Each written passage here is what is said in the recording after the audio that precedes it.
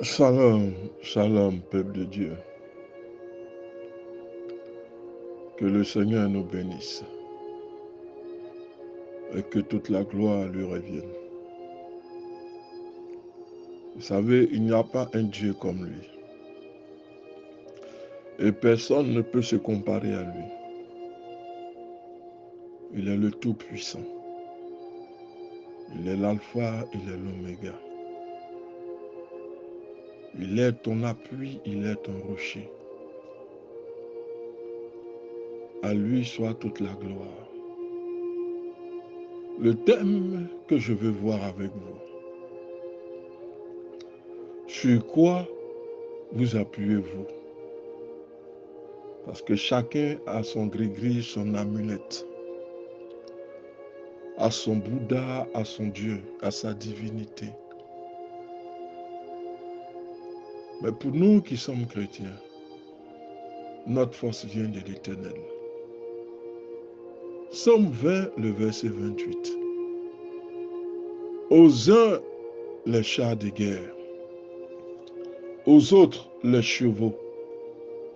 Nous, notre confiance, nous la mettons en toi, Éternel notre Dieu. Psaume 20, le verset 28.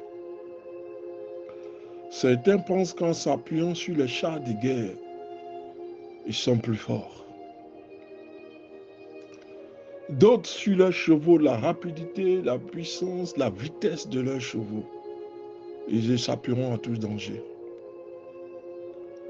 Mais nous, notre confiance, nous la mettons en l'Éternel notre Dieu. Nous ne voulons pas nous appuyer sur les eaux, sur les rivières. Cela ne nous servira à rien. Tout cela, ce ne sont que des créatures du Seigneur. On ne peut pas s'appuyer sur une eau, sur une pierre, sur Dogon, sur une divinité quelconque et prétendre échapper aux calamités. La seule issue possible se trouve en Yeshua le Messie. Aux uns les chars de guerre, aux autres les chevaux. Nous, notre confiance, nous l'en mettons en toi, Éternel notre Dieu. Aux uns l'argent, aux autres le travail, aux autres la relation, aux autres la famille, le matériel. Chacun s'appuie sur ce qu'il veut. Mais ce sur quoi il s'appuie pour échapper à la misère ou à la calamité, ce sont que des choses éphémères. Nous nous appuyons sur ce qui est éternel. Alléluia. Aux uns l'argent, aux autres le travail, les relations, la famille, le matériel. Mais pour vous, en quoi ou en qui placez-vous votre confiance lorsque viennent les temps d'adversité? Que l'adversité soit spirituelle, physique, psychologique, sociale. Les non-chrétiens se trouvent toutes sortes d'appuis. Et quand rien n'a fonctionné, certains sont dans la dépression, l'alcool, la drogue. Le croyant, quant à lui, se met en danger dès qu'il cherche à s'appuyer sur le support du monde, car au final, aucun d'eux ne pourra le sauver davantage que pour le païen. Lorsqu'on est chrétien, qu'on est dans l'adversité, on ne peut pas avoir la même attitude, le même comportement que le païen. Le païen s'appuie sur les choses du monde, alors que le Messie a vaincu le monde. Le Seigneur nous dit de prendre garde, parce que si nous nous trouvons devant l'adversité, qu'elle soit psychologique, physique ou spirituelle, nous avons un seul appui, c'est Messie, le Messie lui seul. Mais si le chrétien, à force d'attendre, on finit par entendre les raisonnements du genre, on a tellement prié Dieu qu'on ne voit pas dessus. Où est l'Éternel? Les gens du monde sont prospères, sont bénis. Mais nous qui venons à l'Éternel, nous ne sommes pas bénis. et on cherche un raccourci. On veut se soustraire de la main de Dieu. Le Seigneur dit de faire attention. Parce que le même danger qui guette celui qui est dans le monde, te guette aussi. Parce qu'en tant que chrétien, tu sais ce qu'il faut faire et ce qu'il faut éviter. Mais si tu as le même raisonnement que celui qui est dans le monde, alors vous êtes dans le même sac et le jugement s'abattra sur vous de la même manière. Il n'y aura pas de différence. Le croyant, quant à lui, va se mettre en danger dès qu'il cherche à s'appuyer sur le support du monde. Car au final, aucun d'eux ne pourra le sauver davantage que pour le païen. Pour ces raisons, Dieu veut nous apprendre à nous blottir contre lui, à compter sur lui, à lui faire confiance, à placer toute notre confiance en lui.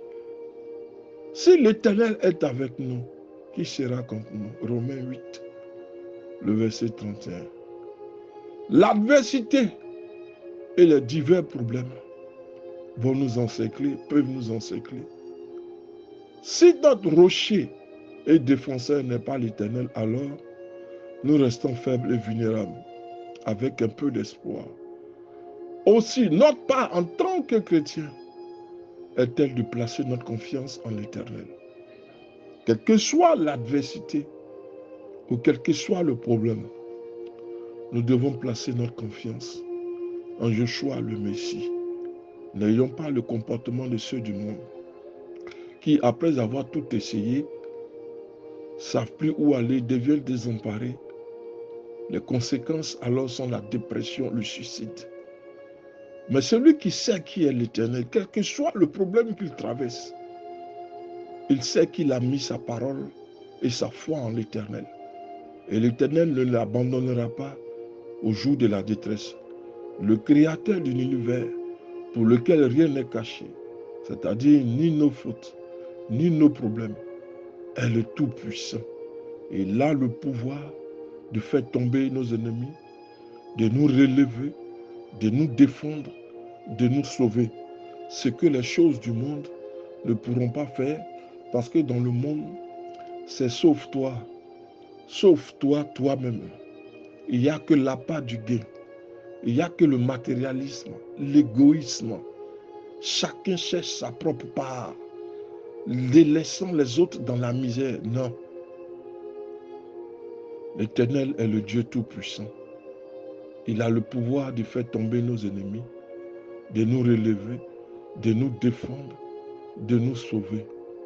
Nous pouvons recevoir sa protection, son soutien, en nous appuyant sur ses promesses.